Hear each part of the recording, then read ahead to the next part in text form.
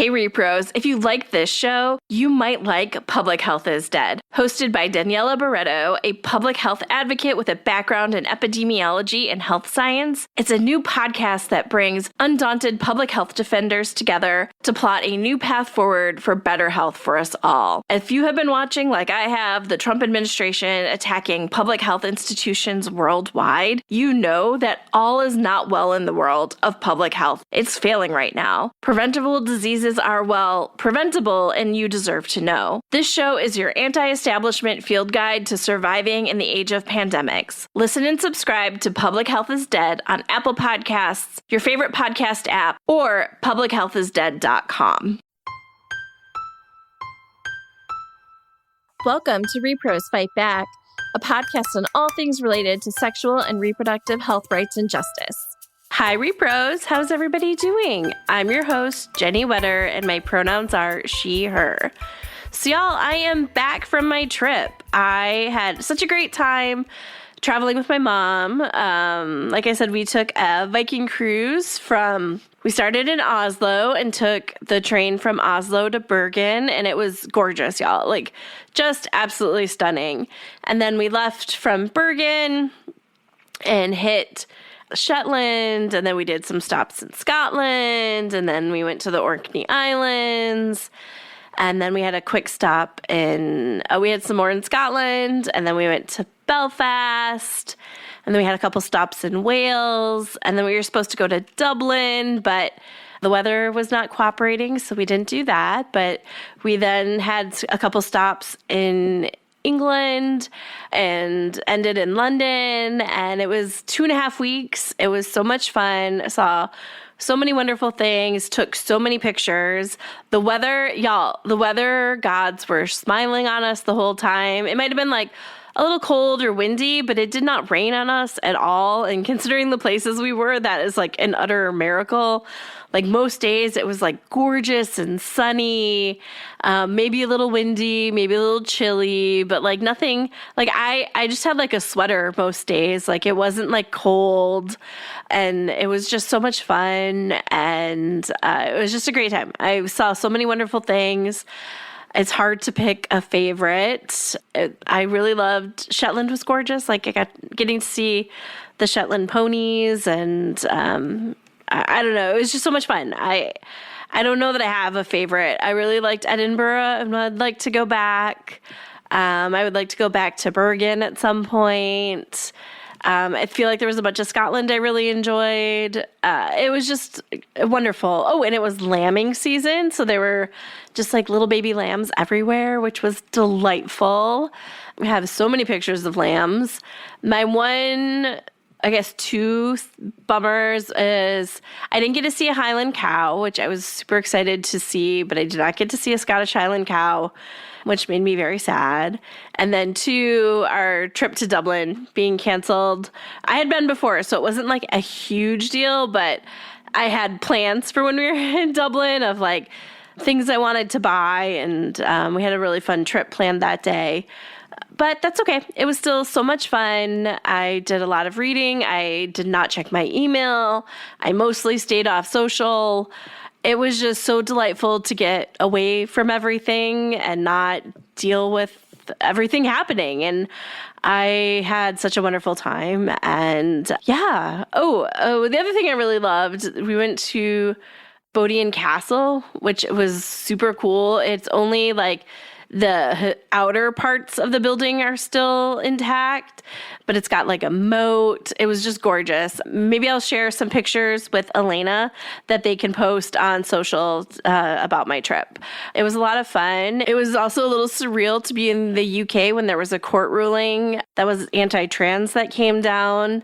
But so that was sad and hard to see that happen.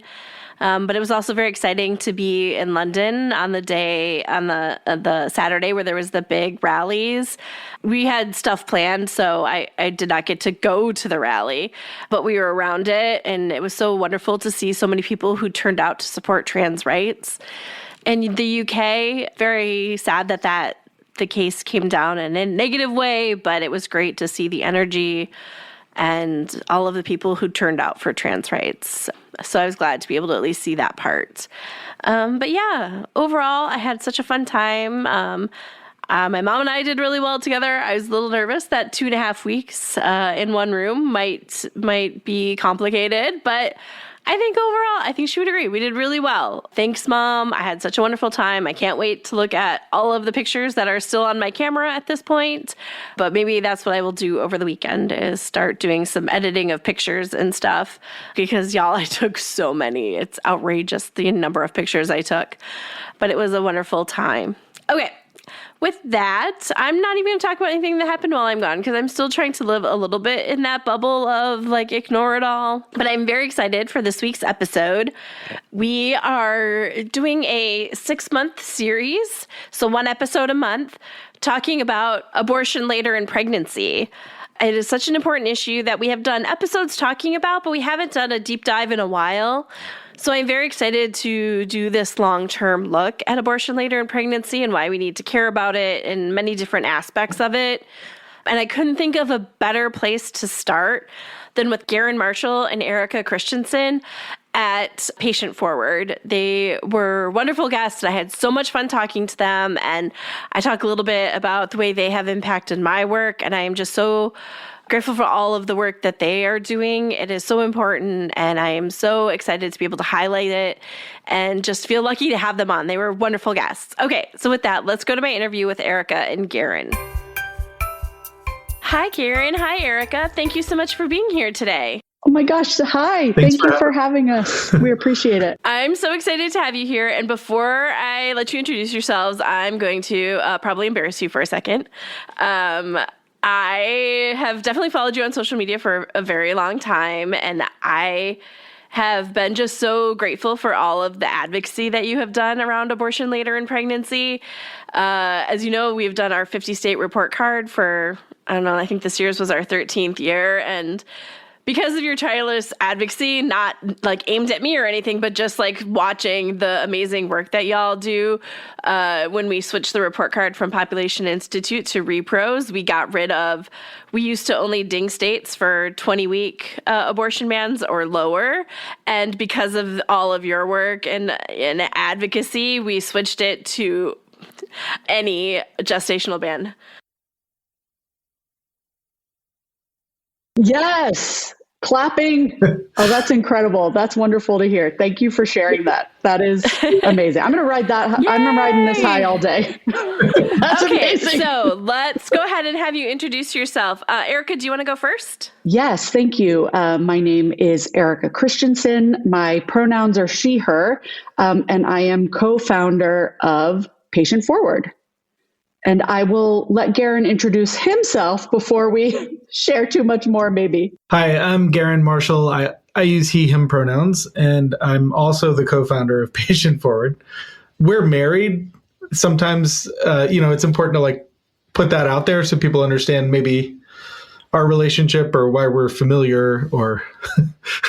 Yeah, it would be confusing listening to this and thinking we're coworkers. People might think, wow, they have a real problem over there.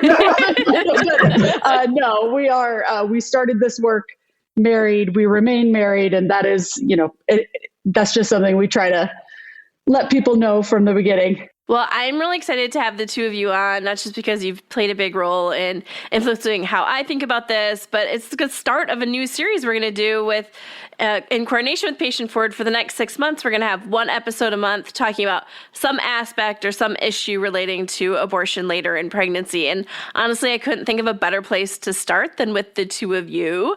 Do you maybe want to talk about how you got involved in this work? Yes, thank you. And also, we're so excited about this series. Thank you so much for being such a wonderful partner as we put all of this together, along with our Patient Forward's Chief External Affairs Officer, Banyan Lee Gilmore. She's also been incredibly instrumental in putting this series together, and we're so excited for it. So thank you. Maybe we'll plug it a few more times over the course of this conversation as well, because we're so excited. So I guess I'll start. Garin and I started doing this work almost 9 years ago, which is so wild. It's so amazing how fast the time goes, but it was very much a case of an issue sort of choosing you.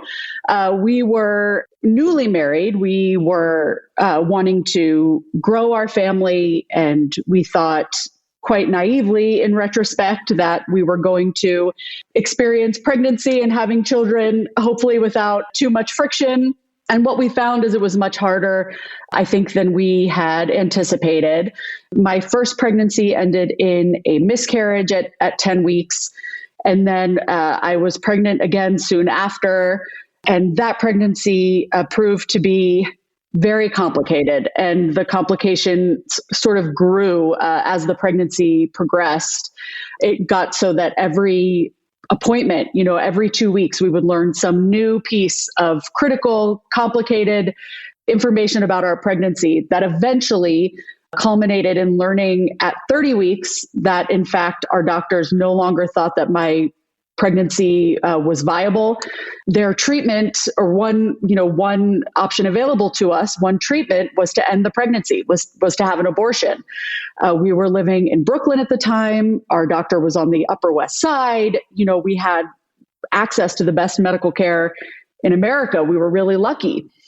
And in the same conversation where my doctor suggested that we might consider ending this pregnancy, he also shared that if that is the course we chose, we would not be able to do it in New York State, and that it would require flying across the country to one of the last stop all-trimester abortion clinics. The one he recommended was in Colorado. And so at the same time that we're learning all of this new information about my pregnancy and we're processing this terrible news, the grief, the trauma, we're also learning in real time about New York State abortion law, which, I think for many people, it's not until you face a ban that you might have even thought to look into it. It's not something that people anticipate having to experience. So in very real time, we're learning about New York State abortion law. We're learning that there's a limit at 24 weeks, which I had sailed past weeks before without anyone having mentioned that it existed, even as my pregnancy was already quite complicated. I also had health complications of my own. I had had a brain surgery the year before, which could be its own podcast. So there was a lot of complicating factors. But in the end, we sort of focused on getting all the pieces together that needed to be together for me to be able to travel at that point in my pregnancy and reach care. A lot of doctors had to get on the same page. My maternal fetal medicine specialist, Dr. Hearn in Colorado, my brain surgeon, they're all having, these conversations about how best to care for me despite the law in New York. And that was clarifying for us. They thought, how can we best help this person given this law in New York? And so we were able to put travel on credit cards, last minute flights, car rental, hotels. My mom gave us $10,000 out of her 401k so we could pay for the care itself.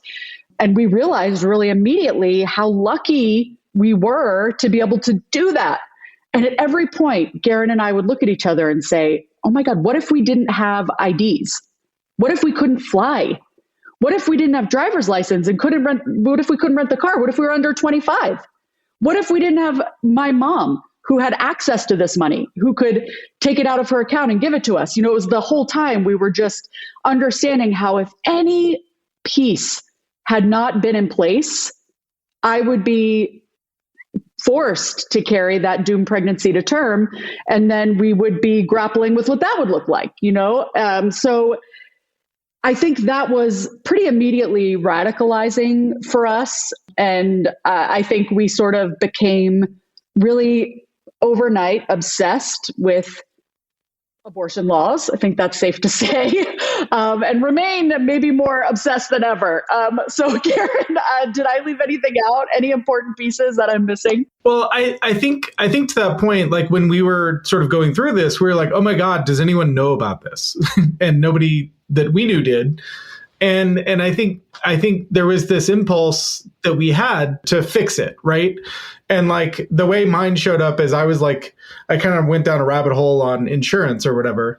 But Erika, to her credit, was like, I want to like talk to someone about this. And, and she reached out to Gia Tolentino and did at the time an anonymous interview with Gia Tolentino for Jezebel about her experience needing this care. And then later through advocacy, because of that article, we got hooked up with folks with the New York Civil Liberties Union and learned about efforts in New York State to sort of fix the law and decriminalize abortion. And this process of like feeling the need to tell people, feeling the need to try to help fix it so that someone else didn't have to go through it. I think those were very early impulses of ours. And I think that then those drove like really what was like a learning process, frankly, about how the law works, about how insurance works, about how these complications exist, about the sort of barriers and obstacles that existed in New York at the time that weren't allowing that law to move forward. So we sort of like threw ourselves into that and were able to work with other folks in the state, other advocates that have been working on it for some time to get the New York Reproductive Health Act passed in 2019. And I think early on, we realized that that was like, it was very important to decriminalize abortion in New York. And then we also learned that we wish we had gone farther. And we wish that law had gone farther and had not, in a way, like reified a line still in the state. And I think that, that learning process really drove what became Patient Forward, of realizing that, we wanted folks who were sharing their stories in an effort to change laws to have more tools, to have more education, to have more resources. We wanted advocates in the field to understand the sort of breadth of experiences way beyond ours that drove people to need this care. And I think that's the other thing is we realized that stories like ours were way overrepresented with regard to later abortion, stories of a fetal diagnosis or something like that. And realizing that there were all these stories and all these people and all these experiences missing from this narrative around abortion later in pregnancy. And so Patient Forward is really like, it began as our efforts to try to like figure out some of those problems and see if we could like work with others and kind of start to shift things in the country, but both federally and at the state level. Yeah, I think I first started following y'all around during the Rhea fight and remember following all of that. And then really just thinking back of like my early days working in this field and how much abortion later in pregnancy wasn't really talked about other than like you said, like those specific cases with the fetal diagnosis or the parent's life being at risk. But even then you weren't hearing it very often. And it's become such a bigger part of the conversation now. And I think you all are a huge part of why that conversation has been really pushed forward over the last years. And I think it goes back to something I've tried to talk about on the podcast a lot of how all of these things are interconnected, right? Like you can't just talk about gestational bans without talking about waiting periods or insurance coverage or how these things impact people with low incomes or having to travel to get access. And these are all interconnected in just like this messy web that people have to try and navigate to access care. And so many people are unprepared for that when they encounter it. And it makes it so hard to find the care they need in a timely way and to be able to afford that care. And I think all of that just kind of gets amplified when it's later in pregnancy. Yeah, 100%. I mean, further into pregnancy, the cost of care goes up, the number of providers goes down, and more restrictions go into effect, right? And so what people experience is that later in pregnancy, first, maybe I should back up a little bit for anyone listening who is maybe new to this topic or might, have the question that we get most often, which is, why does someone even need a later abortion? And that's asked on the, maybe less kind end of the spectrum in like a, why did she wait so long, to, couldn't we put things in place that would essentially eradicate the need for this care? Like if we make early care so accessible and possible and easy, then theoretically, perhaps we wouldn't, need this care. There's sort of this wide spectrum of misunderstanding that is really rooted in a lack of awareness about why most people need this care. The truth is that people need abortion later in pregnancy for the same initial considerations that they do early in pregnancy. However, there's a lot of people who just cannot access care as soon as they would like. And there are sort of two main pathways that people find themselves on when they're seeking care later in pregnancy. And this framework comes to us from a wonderful researcher named Dr. Katrina Kimport out of UCSF. So Dr. Kimport identified these two paths. The first path is new information that the person just could not have known until they knew it. And that is after the first trimester that they learned this information. This information, like me, could be a new fetal diagnosis or issue that they weren't aware of. It could be an issue with their own health that came up later in pregnancy. As pregnancy itself grows more complicated and more things can come up later. It could be a new life circumstance that they didn't anticipate, loss of a partner, loss of income, a hurricane. I mean, the list goes on. Or the new information that they might learn is that they're pregnant. Later recognition of pregnancy is far more common than people think, and it's actually the most common scenario that faces folks who need care later. Not to be too obvious, but you can't seek an abortion that you don't know you need yet.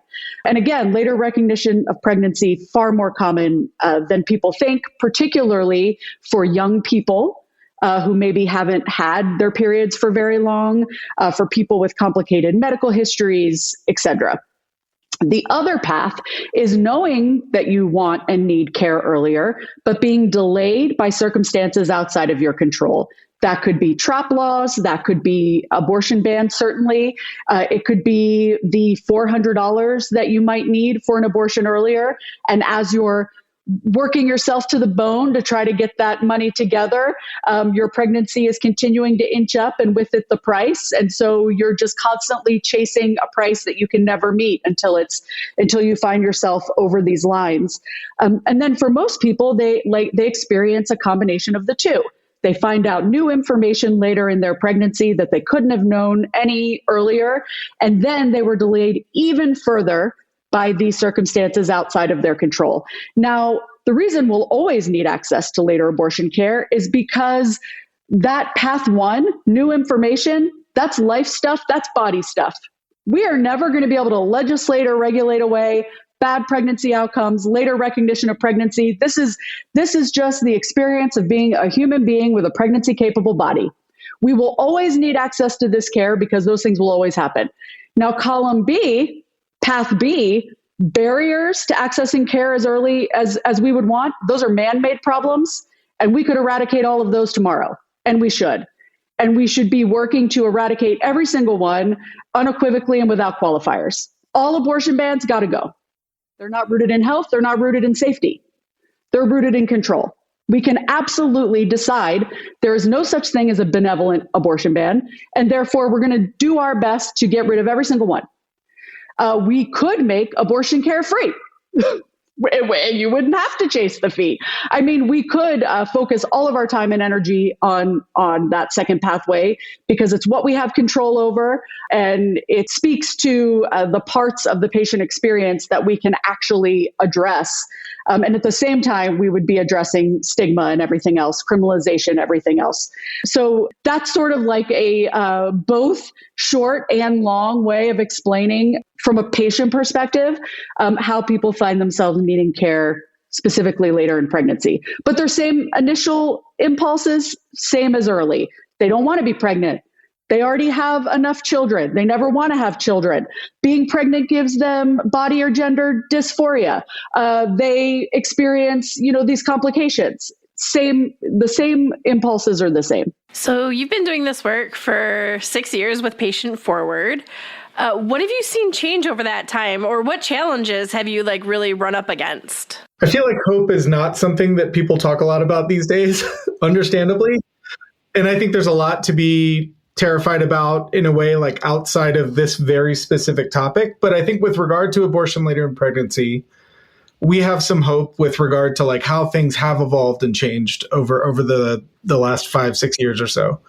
I mean, first of all, we've seen major shifts in public opinion. So like you said, it's something that people are talking about more, and more, it really is getting simplified to the fact that people just actually don't want the government involved in this, interfering in people's decisions to get care, ability to get care, et cetera.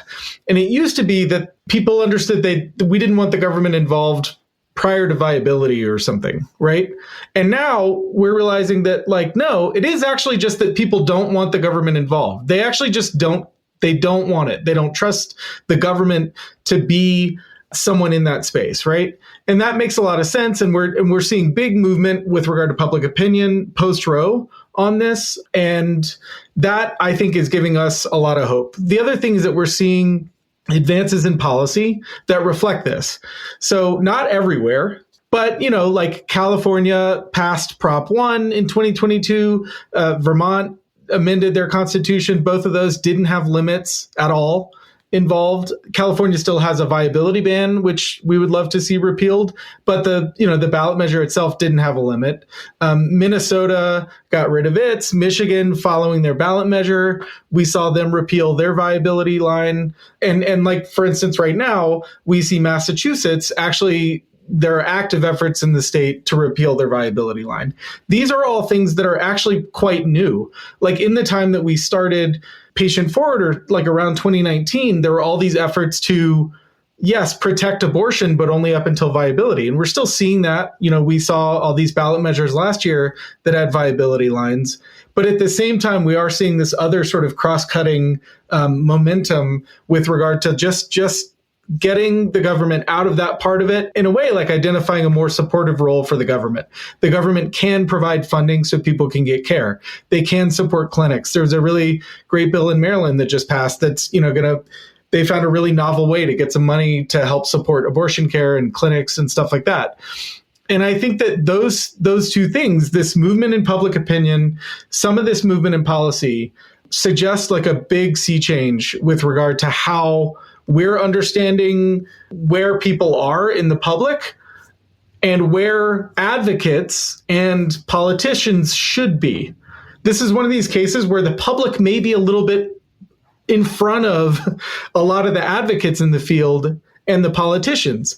People are scared of abortion later in pregnancy when they're talking about it in these political spaces, but they needn't be, it turns out.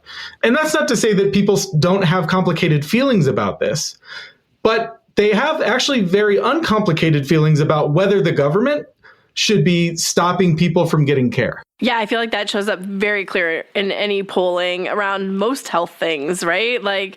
The government should not be getting involved. Yeah. Or the way that we want the government involved is to, make sure instruments are clean, make sure people can get to the care, make sure that, providers have training. There are all these really great places, because I feel like there's this big attack right now on even the idea of government.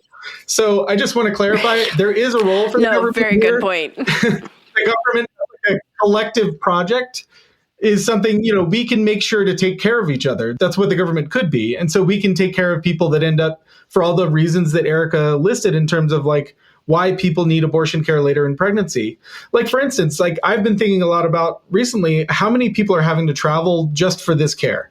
Just for abortion care later in pregnancy, people are traveling all the time for this care like we did. And, on, May 7th, they're going to start requiring real IDs to fly domestically. So suddenly there's going to be a lot of people that have heightened ID requirements who are going to find that out maybe at the airport. And they are, they have an appointment in 2 days or whatever, they're going to have a problem. And so I think this is just one of these things where every news article I read, I understand how that's going to affect, people who need abortions later in pregnancy, who are already the people who are the most marginalized in our society are already overrepresented in that population. And so I think there are all these things where, we tend to silo these issues. We tend to silo abortion. We tend to silo it away from these other things. But if you think about immigration, if you're someone whose immigration status makes it difficult for you to travel, suddenly if you need abortion care later in pregnancy, that's a problem. If you're someone who, because of criminalization for something else, you're not allowed to leave your state without approval from your parole officer or just not at all, suddenly you can't get care that you need. And so I think that's the other big trend that we're seeing is people are starting to connect dots between things better. So we're starting to understand why criminalization is happening, why these other things are affecting people, and stop being so siloed. And I think that's an encouraging trend as well. Yeah, I think that also just makes me think of young people and not how that's going to impact their ability to access care later in pregnancy if they have to travel out of state. You mentioned it earlier, maybe not be able to rent a car. If you have to fly, that's a whole new level of money that many young people aren't going to be able to meet. 1,000%. We think about young people all the time. And, in response to the research, we sort of think of young people as young people and very young people, because there are the teenagers, of course, that find themselves overrepresented among the later abortion population. But this population includes children. And if you talk to any all-trimester abortion provider, they will tell you that they have all cared for children at their practices. And, as I am a parent, it's crushing to think of these cases and so many kids who are unprotected and who have the least amount of bodily autonomy in our country. They have tremendous barriers. And we know that this is yet another reason to fight so hard to protect access to these incredible all-trimester clinics that are culturally competent. They're, trained in trauma and trauma response. That's if someone finds themselves in these terrible situations, where do we want them to end up? Do we want them to end up trying to figure out what to do on their own? We do not. We're starting to see some of those cases, and it's terrifying. We want them to find their way to one of these excellent clinics that are trained and very able to care for them so that their health and well-being is intact, and I think this is also related to the public's evolution on this. Ultimately, people care most about health and safety. And this is a health and safety issue. And certainly we should care because the population includes low-income people who are already most likely to be criminalized, young people, children, et cetera. But also everyone understands that if they're in a hard circumstance, they want access to health and safety too. So that makes me think of the next part of the conversation of how do we bring people in on this, right? We've talked about, we've seen discussions of it happening more, and it does seem like the public is moving on this, but how can we continue to bring people in to get them to understand why abortion later in pregnancy is such an important issue? Well, one, I think, we continue to invest in education and communications resources. We have a website called Who Not When, whonotwhen.com, which is sort of the go-to resource for information about abortion later in pregnancy. We have fact sheets on there. We have, a media guide for better reporting on abortion later in pregnancy. We have a ton of resources if people want to educate themselves and hopefully then educate their circles and communities, share good organization information, have better language for talking about this. So that's there for people to learn always. And then another big piece of this is helping people understand the ramifications of gestational bans, including viability bans, beyond abortion. Because these lines, these bans harm us in myriad ways that I think I kind of want to pass to Garin to this one because he's been working very hard on some resources to help people do just that. So I'm passing you the baton. Yeah, I think that we've, for years in Patient Forward, we were very focused on abortion later in pregnancy and sort of making the case to people that it was worth protecting this care, making sure people could get this care for all of the reasons that have to do with abortion. And all of those are still true. People deserve to get care as soon as possible and as late as necessary, period. And these lines that people keep drawing in our protective abortion laws, so like lines at a specific gestational age or lines at potential fetal viability, have other ramifications beyond abortion. So what those lines are doing is saying that this is the point that we, in this ballot measure or in this law, we are recognizing that the state has an interest in a pregnancy that becomes controlling, right? So, and that's really the crux of what Roe v. Wade was. And so where they were trying to balance the interests between the pregnant person and the state. And they weren't trying to give people bodily autonomy. They were trying to balance the interests between the state and the individual. And we have not really escaped that. That's one of the biggest challenges here, is that even folks within our field have not escaped that general idea that there should be some sort of line. And so, again, beyond abortion, the problem with those lines is that when you give the state that place, when you give the state control over pregnancy at some point, when you draw that line has to be policed. And the way that line is policed is by investigating pregnancy outcomes. If there is a stillbirth, why is there a stillbirth? Did someone do something wrong?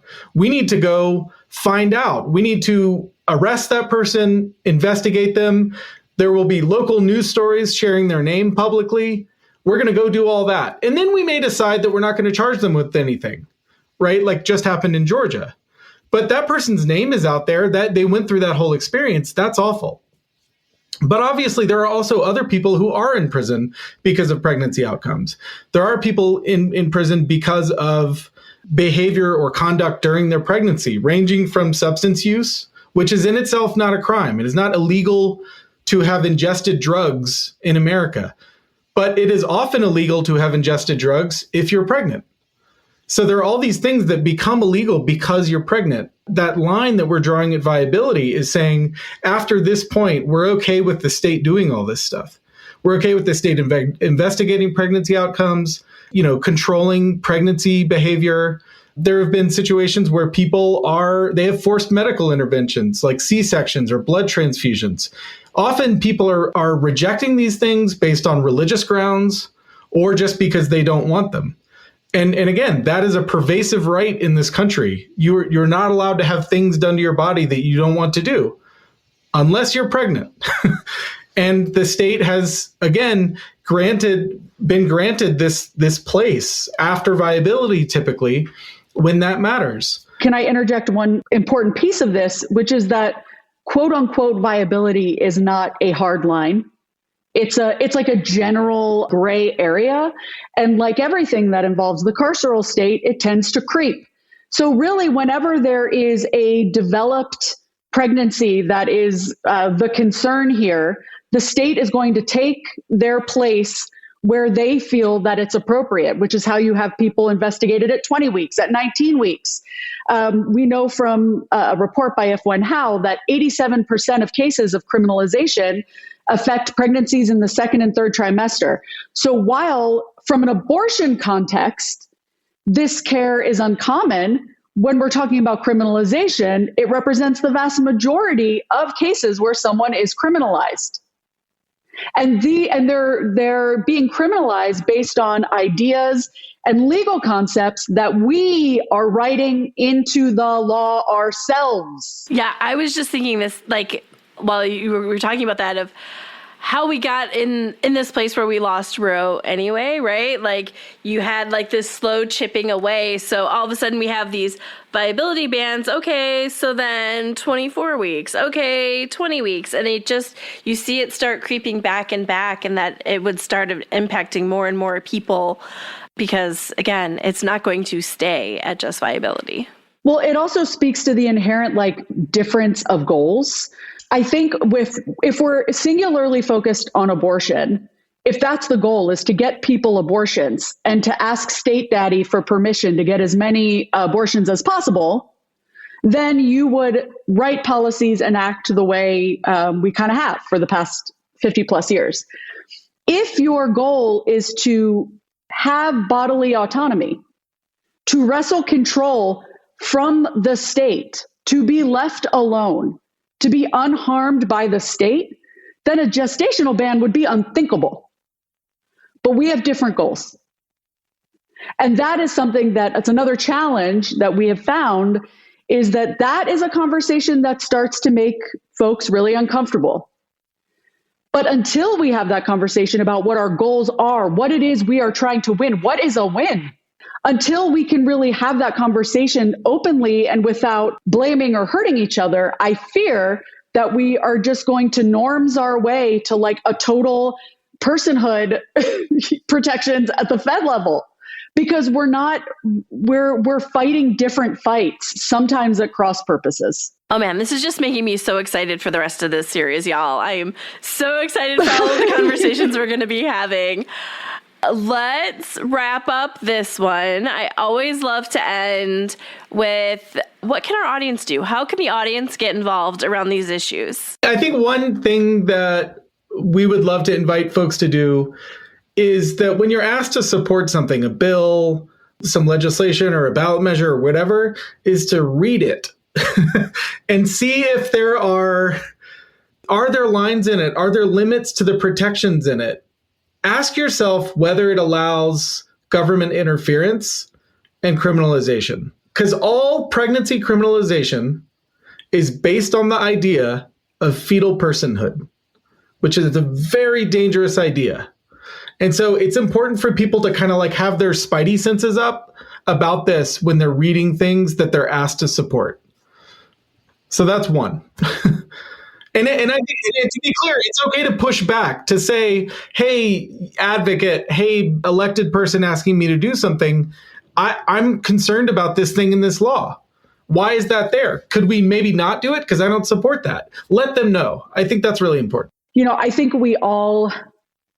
Well, anyone with who's even remotely covering what is happening in our country knows that this is a time that we must be working together, pooling our resources, having a singular focus to fight fascism, to fight all of these attacks on our bodily autonomy in all of these different ways.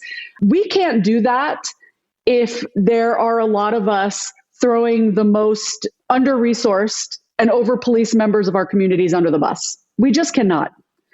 And so we want to work together. We want everyone to work together under and towards the same goal. But that is going to require simply stopping the protections of criminalization in our own laws. And again, we could all decide to do that. And I know that there are so many conflicting sort of interests out there. You know, you can take these ballot measures for one. The ballot measures are a tactic. They're not a strategy. What are they a strategy for? I don't know. People have different interests in what these ballot measures can or cannot do. What I know is from a perspective of a full-time worker working towards the protection of bodily autonomy and access to abortion, I know that there's harmful things in there. And I know that we can do more together and we can be more united if we simply come together to decriminalize abortion in America. We should just be decriminalizing abortion. That will require repealing a bunch of bad laws that are on the books and that have been on the books for like 100 years. It means going back and getting them all out of there. Like everyone now knows about Comstock and how it was very bad to let that thing sit there for so long. And now it's going to come back, as this zombie law and do terrible things to us. Well, unfortunately, there are a lot of such laws on the books. People are being charged under them today, and they all need to go. And so instead of writing, new things with limits in it that can also be used to hurt people, we could just be enshrining fundamental bodily autonomy and protections into our state constitutions and then repeal. In Arizona, our proactive reproductive justice coalition wrote a bill that aimed to repeal the 50 plus restrictions in Arizona. Repeal. So that's I guess the policy hope that we have. There's other things people can do. People can always give money to funds and PSOs. Funds and PSOs are doing the goddess's work when it comes to getting people access to safe, dignified, quality later abortion care throughout pregnancy. Few people have access to the amount of money that it takes to access timely later abortion care, which is where the funds and PSOs come in. If you want to support people finding their way to good care, give your money to the funds, to the PSOs. That's where I give my dollars. And I would say that it's important to understand that this is not just like a red state problem. So a lot of the funds and practical support organizations that are based in places where people are going for care are the ones helping people pay for care in that area. So it's important really to just I think a good rule of thumb is to support your local fund and give there. And just recognize that those people, one thing that I don't think a lot of people know is that when we're talking about abortion care later in pregnancy, because the cost is so high, it's often that not even one fund can help pay for it. And so therefore, there's what's called solidarity funding, where a number of abortion funds will help fund a single abortion. And that has to be coordinated. That is people across the country coordinating to help one person access care. And they do it every week, all the time. It's an ongoing project. There's never enough money. Any amount of money helps. And I'll just point out, it is fundathon time. So now is the time when most of them are getting all of their money for the year. So donating now, making sure you are following a bunch of abortion funds on social, if you're on social, because you talked about every week you see funds coming together for a big ask. You will see emergency appeals of we have a patient who needs care, we need $10,000. And so you'll see those calls on social. So if you have the money or time, it's a great opportunity to take in. And my always appeal when I talk about funding abortion funds is their money is they never know what they're going to have each month. So if you can be a monthly donor, and again, that doesn't mean you're giving $100 a month. You can give $2 a month. They know they are getting that $2 every month, and they can budget for the year, and they can make plans because they know they can count on it. So I have funds that I give to. I have funds that I am a monthly donor of. It really makes a huge difference to them to know that they can count on X amount every month as they are making their plan for how they are divvying up their funds throughout their month. And I thank you for that. Yeah, What is it? It's somewhere in the ballpark of $300 million have gone towards these ballot measures, and you've got funds, basically stringing together $7 and a tube of chapstick to take care of all the people who are left out of those frameworks. So again, please, yes, give to those funds. Another thing folks can do is press your elected officials for what you really want. Write, call, tell these supposedly pro-choice elected officials that you would like them to decriminalize abortion. And by the way, 41 states ban abortion at some point in pregnancy. So there is a lot of work to be done here with elected officials in certainly Massachusetts. Please call Massachusetts and tell your elected officials there that you support the repeal of the viability ban there, but also in New York, in California, in Illinois. Yes, please call your elected officials and say, why aren't you decriminalizing abortion here? That's what we should be doing. And if you do, I will knock doors for you. I will send you some money. I will, I'm team you. Let them know they need that reinforcement, because they're getting plenty of messages from consultants telling them that people don't want this. So it's our job to tell them what we actually do want. And we should be telling them often. And then lastly, then thank them. And thank them when they do the good thing. Yes. And when they do the right thing. Don't just hear from you when you're mad. Yes. That's such good advice. Let them know when they do a good thing. And then maybe the lowest lift is to spend a little time on whonotwhen.com. If you've learned anything, or if you're surprised by anything, or if any myths have been busted for you, share it. If you see these myths being perpetuated, even if it's from an organization that is otherwise pro-choice, let them know what the truth is. If somebody tells you 22 states ban abortion at some point in pregnancy, for instance, you can always comment and say, well, in fact, 41 states ban abortion at some point in pregnancy. Don't let them erase all of the people who are experiencing bans in these 41 states. That's something we can all do, and that's free. And you can see that, Who Not When and our other projects on our website, patientforward.org. We do a number of different things, and we continue to add new stuff there, various projects that we're working on, all of which are exciting and awesome. Yeah, so check those out. Yeah, I mean, if you can't tell, we are 1,000% obsessed with this, and it actually is like, it's affirming for us. Like, we love to do this. We love to make new resources. If one person says they read one thing or used one thing, I will ride that high all week. So please check those out. And if anyone listening ever requires assistance or collaboration around this topic, we have done later abortion 101s now for many, many years. We've done them for nonprofit boards. We've done them for Planned Parenthood. We've done them for advocacy organizations, progressive clubs. If you have a few friends who you can get together on a Zoom to learn about abortion later in pregnancy, please reach out, and we're happy to share what we've learned and continue to learn every day. There's nothing like the community that you were trying to support using your resources because they say they're good.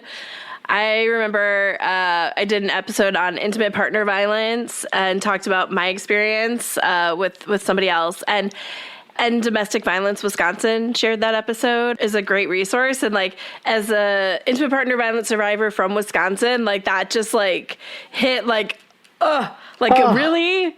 Like, okay, I'm glad, like, it meant everything that they thought it was helpful. Oh, I love that. Yes. Like, please, it truly is the best feeling for sure. So thank you. Thank you for all of the good information you've shared on this episode too. We appreciate it. We always learn from your podcast as well. So it's very... thank you. Yeah. Thank you so much for being here. I am so excited about this series and cannot wait for the next episodes and learn more about abortion later in pregnancy. So Garin, Erika, thank you so much for being here today. Oh, thank you. Thank you so much for having us. Okay, y'all, I hope you enjoyed my interview with Erika and Garin. I am so looking forward to this series talking about abortion later in pregnancy. We will have one episode a month for the next 6 months talking about abortion later in pregnancy. And with that, I will see y'all next week. If you have any questions, comments, or topics you would like us to cover, always feel free to shoot me an email. You can reach me at Jennie, Jennie, at rePROsFightBack.com, or you can find us on social media. We're at rePROs Fight Back on Facebook and Twitter, or rePROs FB on Instagram. If you love our podcast and want to make sure more people find it, take the time to rate and review us on your favorite podcast platform. Or if you want to make sure to support the podcast, you can also donate on our website at rePROsFightBack.com. Thanks all.